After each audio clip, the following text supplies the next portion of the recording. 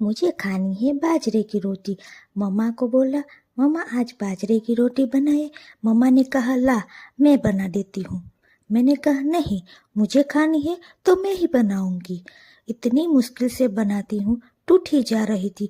आखिरकार भगवान को दया ही आ गई और रोटी बनी, लेकिन आधी, थोड़ी सी टेढ़ी बनी, गोल तो नहीं बनी, लेकिन खुश हो जाते हैं, इतनी भी काफ़ी है। सबसे मुश्किल काम है इस रोटी को तवे पे डालना। वाह, आज तो किस्मत भी साथ दे रही है। पापा ने कहा, आज से तू ही रोटी बनाना। मैंने कहा, नहीं पापा, ये तो गलती से बन गई। मैंने बनाई सामान की लिस्ट। अब हम तीनों पहुंच गए हैं मोरबी के डी मार्ट। इतने सारे लोग हैं, चलने की भी जगह नहीं। घर पे आए तो मम्मा ने कहा, ये क्या पूरी दुकान लेके आए हो? मैंने कहा, नहीं, बहुत थक गई है।